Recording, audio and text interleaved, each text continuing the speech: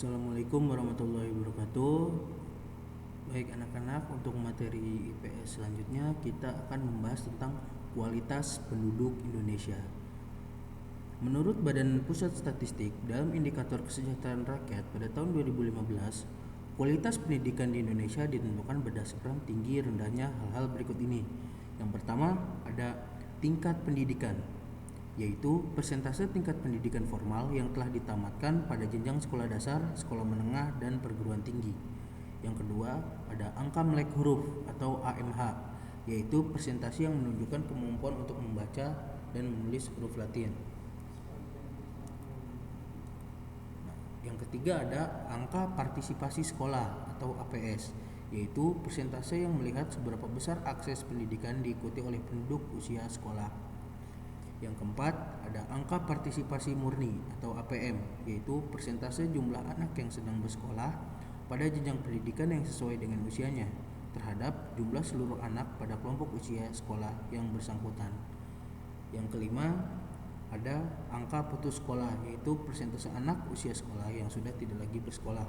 Nah, jadi di sini sudah jelas ya, untuk angka partisipasi sekolah itu berarti persentase yang melihat seberapa besar akses pendidikan yang diikuti oleh penduduk usia sekolah. Jadi penduduk usia sekolah itu kan dari umur 7 tahun sampai ke umur 17 tahun.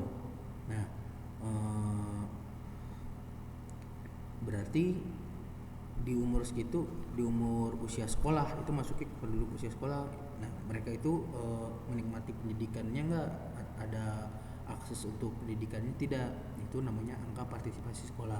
Kalau angka partisipasi murni, yaitu berarti persentase jumlah anak yang sedang bersekolah pada jenjang pendidikan yang sesuai dengan usianya. Jadi misalnya untuk umur 17 tahun itu berarti di SMA kelas 3, atau mungkin umur 13 tahun di SMP kelas 2 terhadap seluruh anak pada kelompok usia sekolah yang bersangkutan. Jadi perbandingannya di ketika umur 13 tahun itu harusnya dia berada di jenjang kelas 2 SMP. Nah, pada kenyataannya dia di umur 13 tahun itu apakah baru kelas 7 atau baru kelas 9? Itu namanya angka partisipasi murni.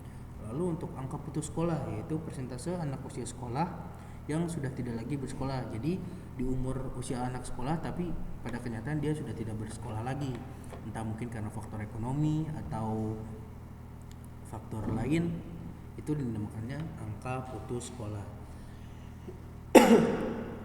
Lalu kualitas penduduk Indonesia dapat ditentukan oleh tingkat kesehatannya.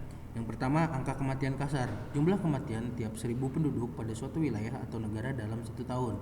Yang kedua, angka kematian bayi, yaitu jumlah kematian bayi di bawah umur 1 tahun setiap 1000 penduduk dalam waktu 1 tahun. Yang ketiga, ada usia harapan hidup, yaitu rata-rata umur penduduk yang diperhitungkan sejak kelahiran.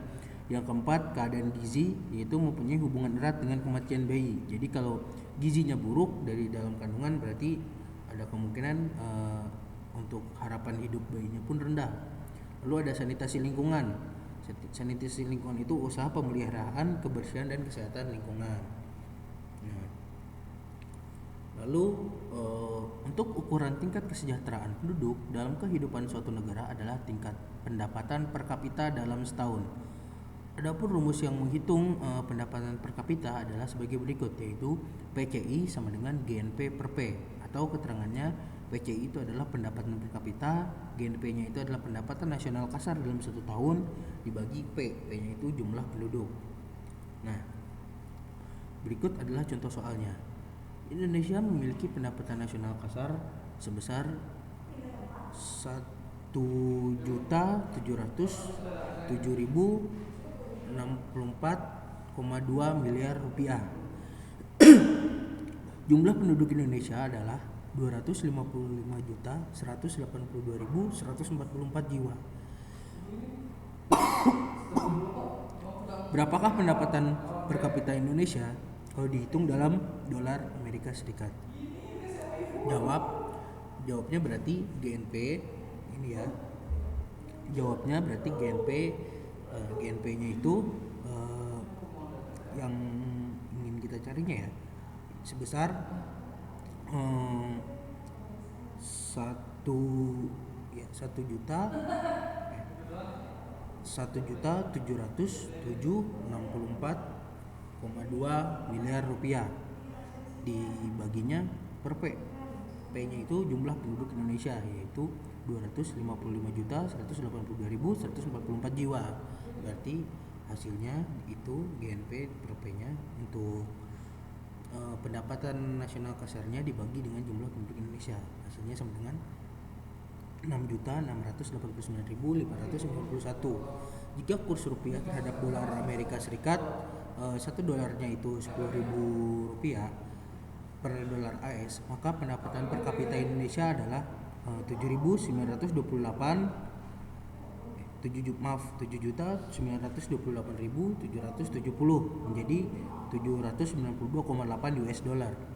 Dan jika dibulatkan menjadi 793 US dollar. Baik, untuk pembelajaran kali ini cukup sekian. Apabila ada yang ingin ditanyakan bisa langsung WhatsApp saja ke Bapak. Untuk perhatiannya terima kasih. Wassalamualaikum warahmatullahi wabarakatuh.